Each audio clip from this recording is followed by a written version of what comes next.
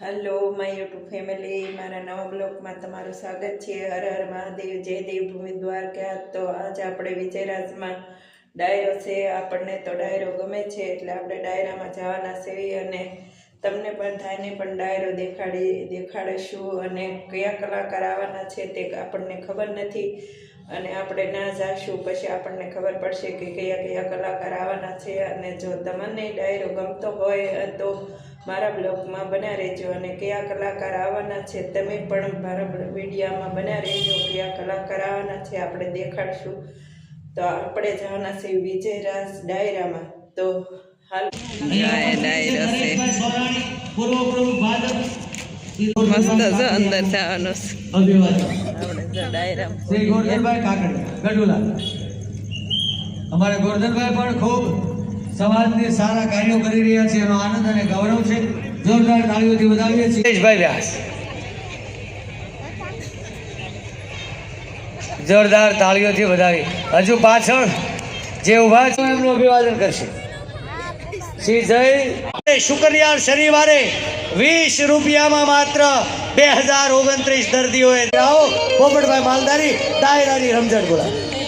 આંતરરાષ્ટ્રીય લોક સાહિત્યકાર શ્રી મુરબ્બી માયાભાઈ આહિર પધારી રહ્યા છે. બધા જોરદાર કાર્યમાં નિવડાવતી આપણે એમને આવકારી તેમજ ગુજરાતી ફિલ્મ અભિનેતા પાર્શ્વ ગાયક આપણું એમને આપણે આવા આયોજન છે.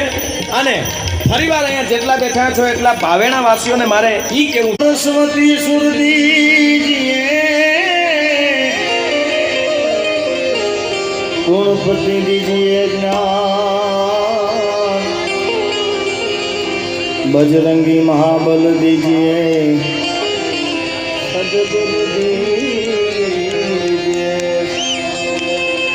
आज रोज भावनगરની પવિત્ર ભૂમિ પર અવરોડો સેવાકીય કાર્યક્રમ રાખવામાં આવ્યો છે.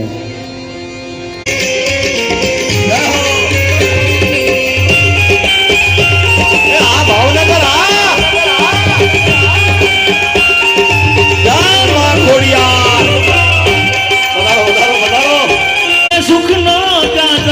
હાથ જોડે અંધારામાં પડછાયો માણસ હાથ જોડે. અરે સમય આવે વહમ હવું બને રે પરાયા, સમય આવે વહમ હવું બને રે પરાયા. બધું જાણવા છતાં મિલાતી નથી માયા.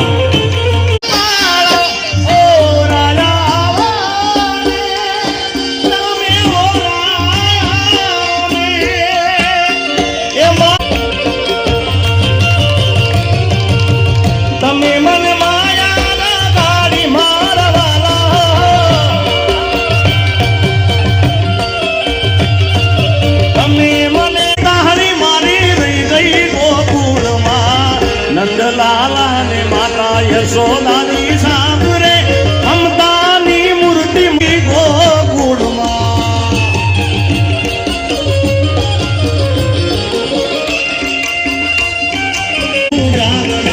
એ દીન રાત ક્યાં રમિયાના કાનના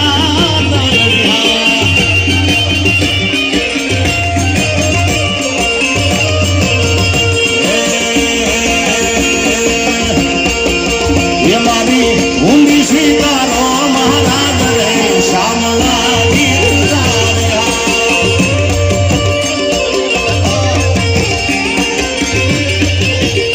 મારી ઊંડી સ્વીકારો મહારાજ રે શામળા. દ્વારકાધીશ વાળો બે હાથ ઊંચા કરી બોલો ચકાવે આ મુકા અલ્યા ડાકોર ના ઠાકોર, અલ્યા ડાકોર ના ઠાકોર એ તારા બંદી દરવાજા. અમારા સ્ટેજ ઉપરથી અવાજ આવ્યો પણ તમારો અવાજ નથી આવ્યો. અલ્યા ડાકોર ના ઠાકોર, અલ્યા ડાકોર ના ઠાકોર તારા બંદી દરવાજા.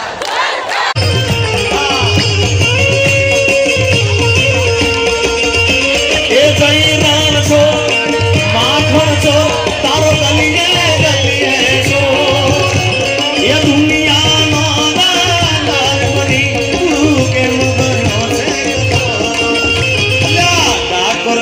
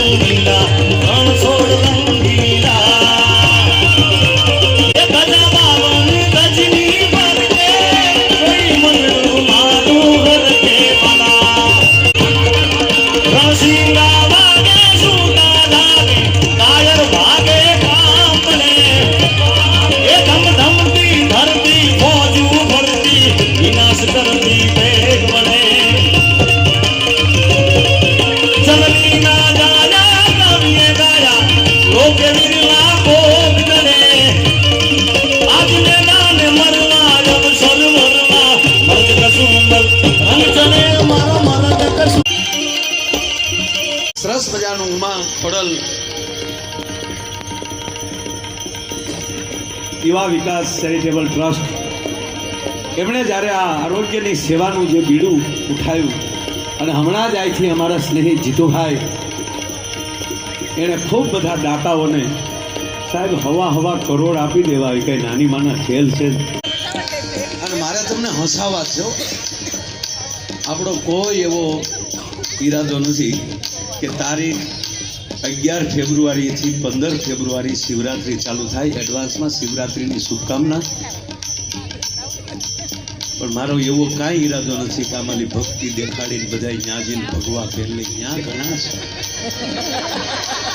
હા, અરે એક જણો જાતો હતો શિવરાત્રિ મેળામાં, કોકે કીધું દિગંબર બાપુ કોઈ મળી જાય ભસ્મ લગાવી, સમજ ગયા ને દિગંબરની, કોઈ જો દિગંબર બાપુ મળી જાય. હવે શિવરાત્રિના મેળામાં તો દિગંબરનો આખો શું કહેવાય ઠાઠ બાજુ, કોઈ જો દિગંબર મળી જાય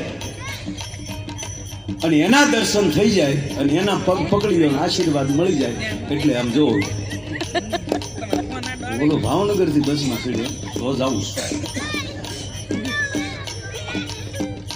બરોબર. દામોકુંડ પાસે ઉતરી ગયો, ટ્રાફિક બહુ હતું. હજી દામોકુંડે ગયો ને ત્યાં એક દિગંબર બાપુ મળી જાય, સાતા ભેર સીધા પગ પકડી લીધા. બાપુ આશીર્વાદ બોલો કે પગ મૂક ને, અરે કે પણ મને આશીર્વાદ આપો. મને કોકે કીધું દિગંબર બાપુના દર્શન થઈ જાય એટલે બેડો પાર થઈ જાય. ઓલો કે દિગંબર બેગંબર નથી, હું દામોકુંડમાં નાતો છો કોઈ કપડા જીગી ગયું. મારી પાસે વધારાનો કપડા હોય તો દે, લેખું પહેરી લઉં. ટુવાલ ફેરવાટા મારતો હતો ઊભો ઊભો. અરે આમ જો મારા તો ભાગ એવા છે ને, મેં હજી સુધી ગંગાએ મારા પૈસા નથી આવ્યો. હું જેટલી વાર હરિદ્વારમાં ગયો કોઈથી મારા પૈસા. હમણાં હું ગયો ને મેં ડૂબકી મારી ને ત્યાં ગંગામાં લેવા જાય. આ વખતે કોને ટીકી લીધી અને હું એને પૂજ નાખે લાગ્યા આવે ને. હવે મારો તો હેતુ જ છે બાબુ કે બસ મોજમાં રહેવું, મોજમાં. એવી મોજ કરો તમારું સપનું મોડું ન આવું છે. અને જે પાત્ર મળે બરોબર ભજવી લે. હું જીતુભાઈને કહેતો હતો કે અમે બે નીકળ્યા ને એની સ્કૂલ, મારી સ્કૂલ પાસેથી હમણાં કૃષિ મંત્રી થયા પહેલા 3 મહિના પછી મારી સ્કૂલ પાસેની બોરડાથી અમે નીકળ્યા. અમે બે એક ગાડીમાં હતા.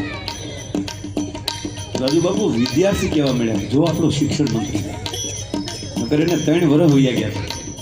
એટલે મેં હમણાં કીધું કે હવે ખેડૂતોય વાહે દોડવા જોવે. જો મારો કૃષિ મંત્રી જાય, મારો કહેવાનો અર્થ એ છે પાત્ર મળે છે એ પાછું ભજવાઈ જાય તો જ મેળ આવે. બાકી સમયની રાહ જોવે છે. અને મેં તે દિવસે અમે અહીંયા સીએમ સાહેબ હારે બેઠા, અમે રાતે, એ તો રાતે આવી ગયા હતા પીએમ સાહેબ આવ્યા તેથી. અને તેથી મેં રાતે કીધું કે અમારા ભાવેણા ઠાકોરે ઓલી બળદની વાત કરી. બાબુ શું માણસો હતા આપણે. બળદની જોડ ખોવાય અને માણસને ખબર નથી કે આઝાદી આવી ગઈ. મહારાજ સાહેબ તો ગવર્નર હતા, રાજ્યપાલ હતા મદ્રાસના, અને ત્યાં આપણા ભાવેણાનો ખેડૂતજીને એમ કહે બાપુ મારા બળદ ખોવાઈ ગયા. મેં સાંભળ્યું છે કે 3 મહિને તમે એ ચોરી થઈ હોય ન પાછું મળે તો રાત તરફથી પૈસા મળી જાય. એટલે હું 3-4 મહિનાથી નીલમબાગમાં જાતો પણ બધા એમ કહેતા કે બાપુ નહીં મળે, અને બાપુ તો મદ્રાસ છે. એટલે બાપુ હું આપને મળવા આવ્યો છું. બળદ ચોરાણ કેટલા ના હતા એ સમયમાં 100-150 રૂપિયા ભાવેણા ઠાકુર આપી દીધા. 150 રૂપિયા આવવા જવાનો ખર્ચી આપી જમાડ્યો. થોડુંક ભાતું હાર્યા હતું અને પછી બેહાડીને કીધું કે મારા ભાઈ તમારા બળદ ક્યારે ખોવાણા? તા કે મેં રાતે શેલે નિર્ણય કરી, મને યાદ છે શેલી નિર્ણય કરી અને હું હોઈ ગયો હતો અને સવારે જાગ્યો ત્યાં મારા બળદ નહોતા. રાતે હૂતો થો ચોરાઈ ગયા. ત્યાં કે રાતે હૂતા થયા ને ચોરાણા ને? ત્યાં કે હા અમે ધોળે દિવસે જાગતા હતા ને 1800 પાદર આપી દીધા. ભલા ભણા આ વસ્તુ જે છે. અને એટલે જ મને સરદારે યાદ આવે બાપુ 1947માં આઝાદી મળે ને 1950માં મહાપુરુષ વિદાય લઈ લે, કેવલ 2 વર્ષ સત્તા કરે. અને આજે માં નર્મદાના ખોળામાં સ્ટેચ્યુ ઓફ યુનિટી તરીકે 182 મીટરનું સ્ટેચ્યુ મૂકવું પડે તો એ માણસે 2 વર્ષમાં કેવું કામ કર્યું છે તમે કલ્પના કરો. રાજુ બાપુ એ જો 10 વર્ષ હમણાં જીવી ગયા હોત ને, 10 વર્ષ સત્તા ઉપર ગયા હોત ને નહેરુજીની જગ્યાએ, તો અત્યારે જે આડો પાડોના દેશનું ભોગવવું પડે ને એ ભોગવવું ન પડતું હોય તેથી જ એમ કહેવાય વલ્લભભાઈએ ભોગવવું પાડી તો હતી લોખંડી પુરુષે ત્યાં ચોકડીએ પહોંચ્યા ત્યાં એક ગાંડો બેઠેલો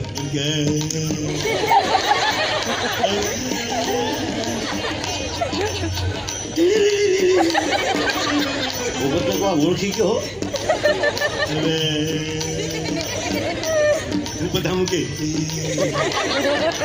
એટલે હું બધાને ઓળખું ઓળખી ગયો તો આપણે નાસ્તો કરે અને આજ જેમ દાતારી સડીને એવી તેદી સડી ઓલા ગાંઠિયાવાળાને કીધું 100 ગ્રામ એને 100 ગ્રામ અમને આપ્યું 200 ગ્રામ ગાંઠિયા ખાધા માથે એક એક ચા લીધી 3 મરચા ખાધા બાબુ ગાંઠિયા ખાઈ લીધા ને બસ પરસ્યો ભળ્યો કારણ કે ખિસ્સા હોટલે હાવ ઘોડા ખિસ્સા હો અમારા જે ખિસ્સા માથે રાખી હતા અમે ભાઈ આમ અંદરો અંદર આમ આખું મેળાવા પડ્યા આ મારી સામું જોયું હું એને સામું જોઉં બોલો અમારી સામું જોયું કાં તારી એ તમને બધું લે આપે તો હવારના પોરમાં અમદાવાદનો ગાંઠિયાવાળો મારશે તેથી એવા અમારા કઈ નામે નહીં ગાંઠિયાવાળો ઓળખે એક જગ્યાએ ગાંઠિયાવાળો હતો ને અમારા ભૂપર દોઢ ડાયો થઈને કીધું માયાભાઈ આહી નહીં છે થોડુંક આમ મસાલા નાખજો હરખોટ એ કોણ છે અને મેં કીધું ગાંઠિયા ખાઈ લે ઓળખાણ તેમાં સામું કીધું તે હું છે મેં કીધું ગાંઠિયાવાળો તો ઓળખતો નથી બાપુ ગાંડો બોલ્યો ગાંડો મન કે નથી હવે તમે કલ્પના કરો ગાંડન મેં નથી એમ કીધું ત્યારે મારું મોઢું કેવું જોયું છે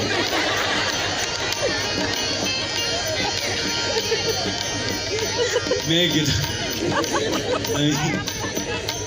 કે હું નીકળી જાઉં સવારે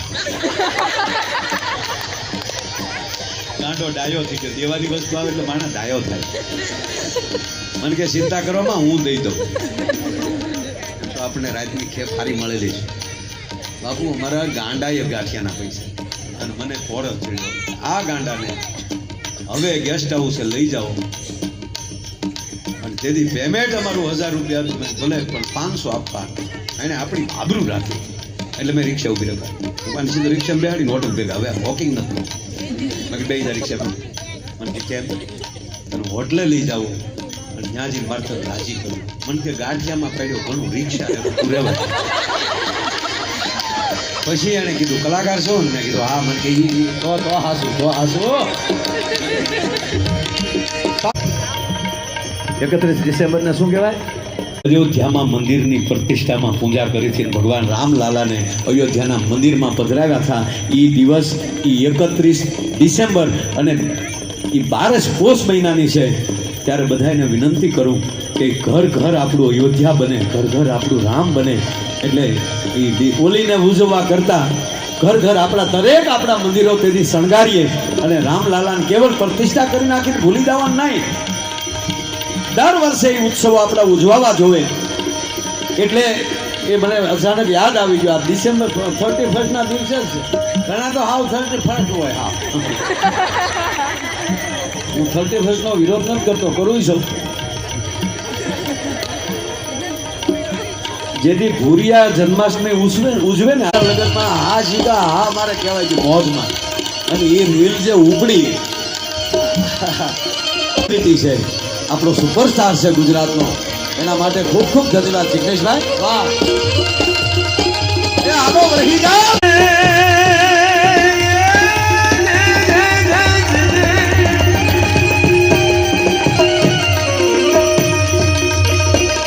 સરબર સર સદા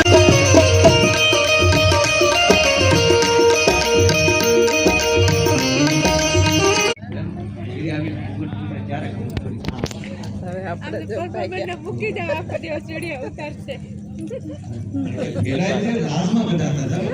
આપણે અહીં જઈએ ને વિડીયોમાં મારા ભાઈ છે બેઠા હતા એટલે જ ને હા બહાર નીકળી ગયા